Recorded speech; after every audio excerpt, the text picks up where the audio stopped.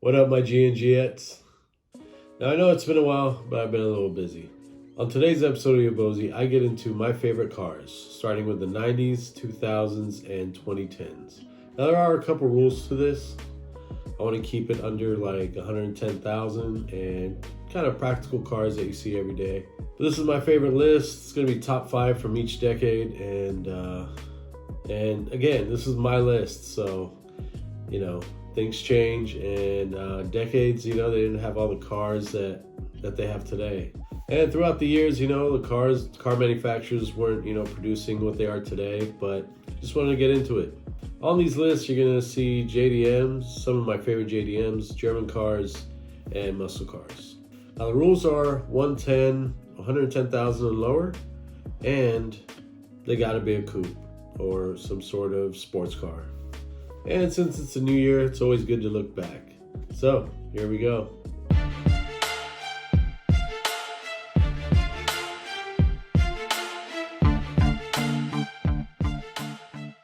So in the 90s, a lot was changing. Cell phones were becoming more and more popular. The whole pager scene came out. Computers were just starting. Favorite shows, a lot of good shows came out in the 90s. And some of my favorite movies. This was all just, the internet was just forming. So it was an exciting time for everybody. So some of my favorite cars of the 90s era. Some of you might not like it, but, this is my list. So, everybody's got their own list in mind. So a quick point about the 90s, one of my homies just got, one of the cars on my 90s list. So it kind of inspired this video. So the way I rate cars is a little bit different than everybody else. I kind of just like well-built cars that you can kind of build on. They're not necessarily the fastest to come out of production, but it's more of a toy, something that you can build and make it your own. So number 5 on the list is the 95 BMW M3. This car was awesome. It didn't have much power. It only had 240 horsepower coming out, and it was an inline 6 rear wheel drive, but it was a lot of fun to drive. It came in some really cool colors, and they even had a nice lightweight version, which didn't come with a sunroof and no AC. This car used to tackle corners, especially driving on the street. So much fun to drive. And that inline 6 was really unstoppable. It was awesome. It had a timeless design, and that's why it's my top number 5 on the 90s list. So next up, number 4. Now this car is a JDM car. A lot of people know about it. It's got a different type of motor. It's a rotary motor. And that is the 95 RX-7, 95 to 97 RX-7. It's a rotary motor. It had 255 horsepower coming out. It was really light and probably one of the really cool looking cars of the 90s. It was so rare to see then, and even today it's even more rare, and I think that's why I like it. And with the JDM crowd taking it over, it was really fun to see these builds. But that motor, it's weak, and you do need some sort of boost on that ride. I like the way the car sounded, and it was a beast of its time. I think the movies kind of killed this car. Everybody wants one just because they saw it in a movie, and it took away from the car itself. But that's my number 4. Next up, number 3 from the 90s, and this car, everybody knows it. It's the MK4 Supra. So 93 to 98, I believe. And this car, the motor is just bulletproof, and it can take so much boost. And that's what makes it cool. Now, it only came out with 320 horsepower when it came out, and I've even seen this car get beat by like a Z28 Camaro. But what's cool about this car is the design, the way it sounded, and the amount of boost that you can actually add to this car and make it just turn into a rocket. I really wish this car wasn't on Fast and the Furious. I mean, these prices right now to find one in a reasonable condition is just crazy. I mean, these cars are topping a lot of high-end cars. It's really just become unaffordable. The interior of this car just looks like a fighter jet cockpit, basically. And even the new MK5 Supra just really doesn't come close to that, in my opinion. Had an inline 6, twin turbo, 320 horsepower, rear wheel drive car, timeless design, awesome looking car, and can really take a lot of boost. So yeah, that's my number 3. So my number 2, Number 2 and number 1 are really close, but number 2 on the list would be the 994 911 Turbo. Now, I'm kind of guilty of liking this car because it was in a movie. Now, I always liked this car, but when I saw it in the movie, I just fell in love with it. This car was actually in Bad Boys Part 1.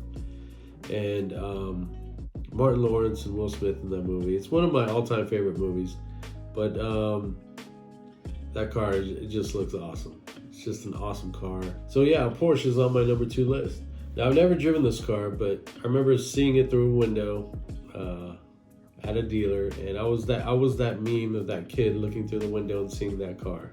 This car is crazy fast, 360 horsepower at the time. I mean, that was unheard of. 384 foot-pounds of torque. Did the quarter mile in 12 seconds. This car was crazy. It was cool.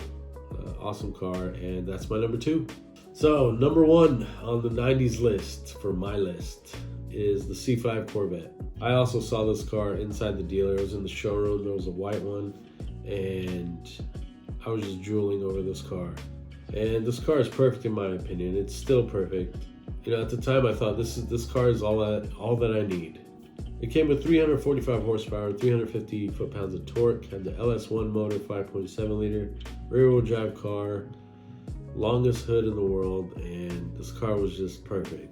It was my dream car, and it still kind of is my dream car. I still want one. I've always wanted one.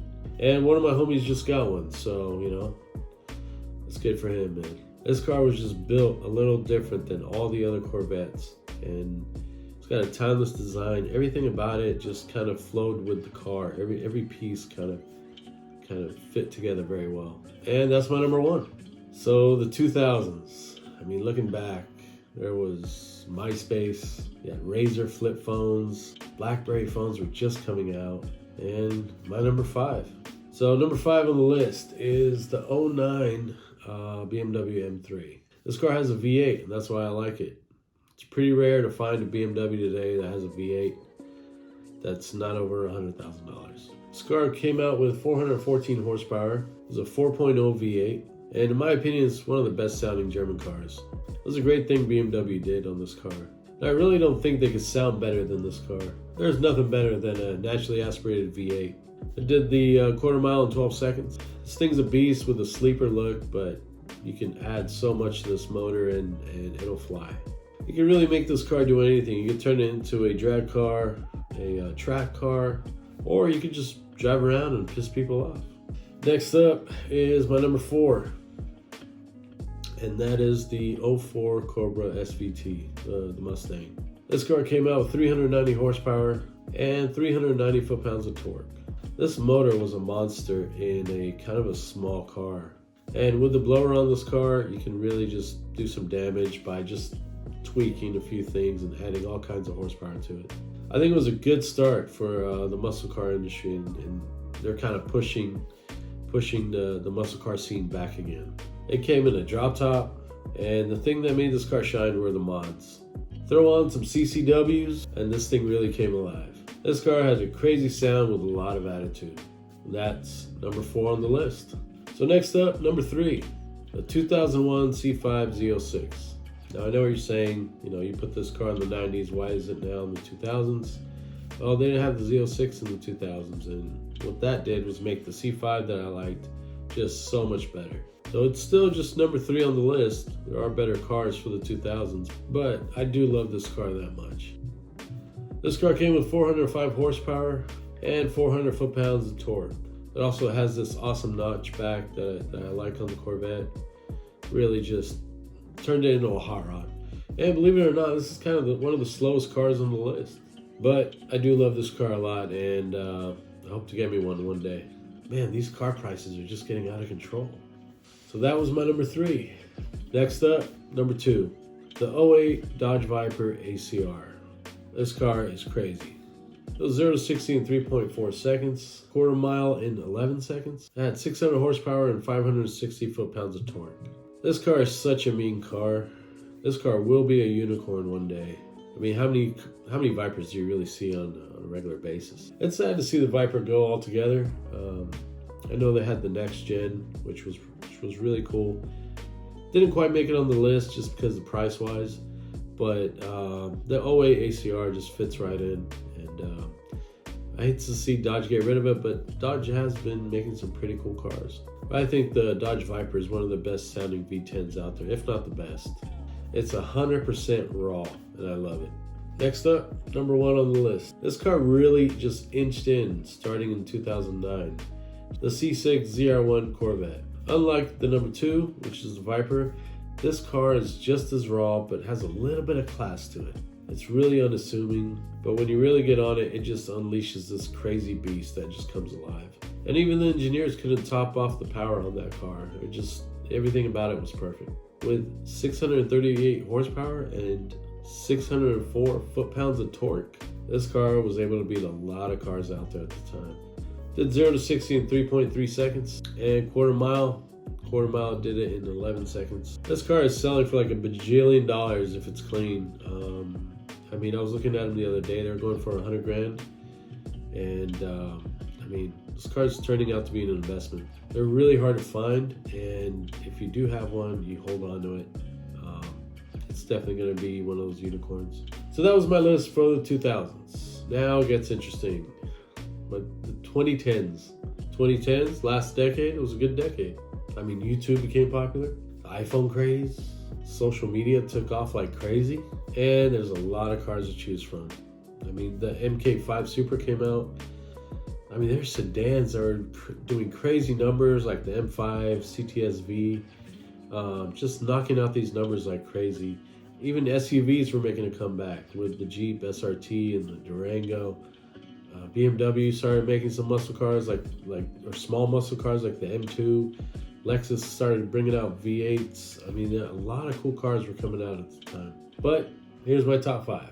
Number 5, the 6th gen Camaro ZL1. Now this car, 650 horsepower, 650 foot-pounds of torque. This car's a monster. They really took muscle car to a whole new level with this car.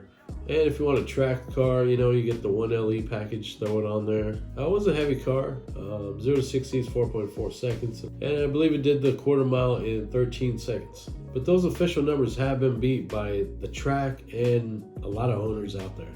This car is so raw, and it's really just, you got Alcantara everywhere, and it really is a keeper.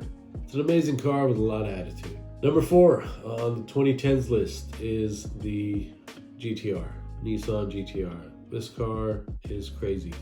I really don't need to explain this car. Everybody knows about it. It's got a twin turbo V6, all-wheel drive car. When this car is racing, it just turns into a bullet. Came out with 545 horsepower and 463 foot-pounds of torque. Did the 0 to 60 in 3 seconds flat, and the quarter mile in 11 seconds. This car is fast, and anybody that drives one is a rock star. I really want a white one. Red. I don't like red, but I like the red on the GTR. This car is just bad and classy all at the same time. Now, it's not a raw car just because you kind of, there's no manual gearbox, everything is paddle shifting, and computers are doing the most of the work for you, but it is a really cool car, just how fast it goes and how it can take a corner. Awesome car. That was my number 4. And number 3. This car has really made me be on the fence with a lot of other cars out there. The Ford Mustang GT350R. And the R is important. You gotta get the R. Carbon fiber wheels, carbon fiber spoiler, no back seats. Just a raw, awesome looking car. This car in person is a work of art. You got Alcantara interior. 6-piston carbon ceramic brakes. It's a 5.2 liter flat crank motor. I think they call it the Voodoo motor, which pushes out about 526 horsepower and 429 foot-pounds of torque. Now this car is primarily a track car, but I do like it. I'm not much of a track, I don't like track as much as I do drag racing, but this car is just awesome. I love everything about this car. It's naturally aspirated.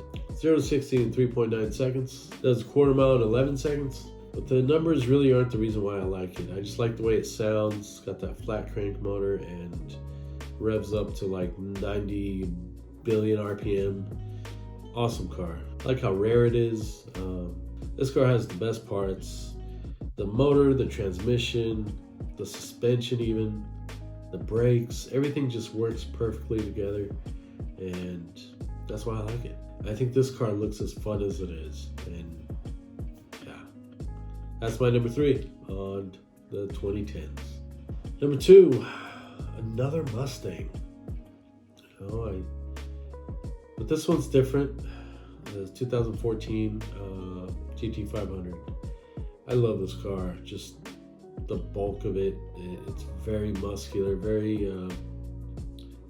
It's a really true muscle car, and it's really hard to find nowadays. I think it's already a collectible. With 662 horsepower and 631 foot-pounds of torque, the supercharged 5.8 liter does 0 to 60 in 4 seconds, quarter mile in 11 seconds. This car is bad, and it's got a lot of style, and we leave it to Ford to just really bring it back and make it legit. Car sounds awesome, and it's really intimidating when you drive next to one. But yeah, that's my number 2. Number 1, 2010s. If I didn't have my $110,000 budget on this list, it'd probably be a different car, just by like adding another 20,000 or something.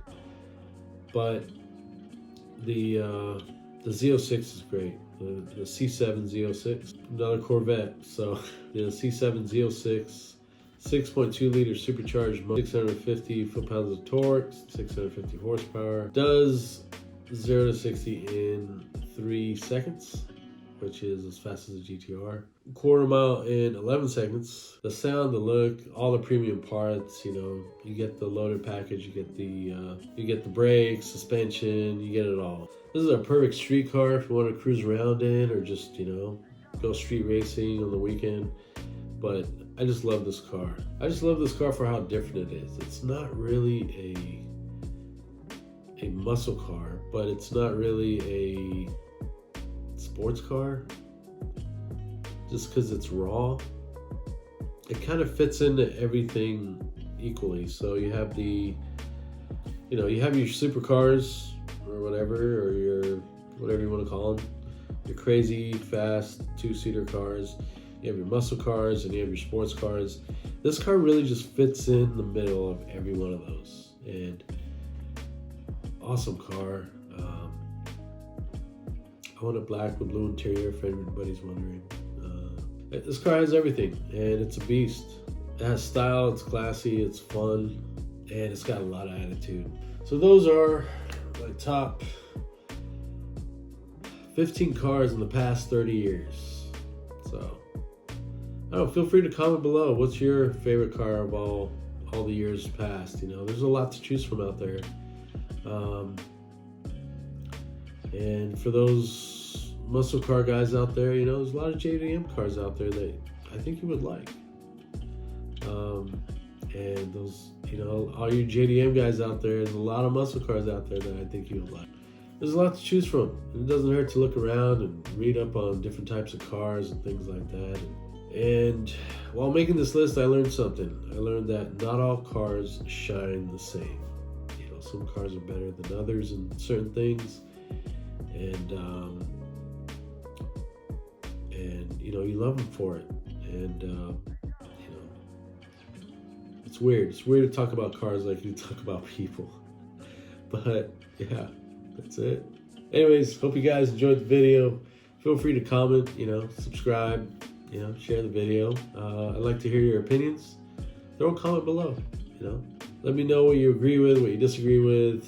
Tell me your favorite cars. Love to hear it. On to the next. So anyways, I'll see y'all the next time. And till then, deuces.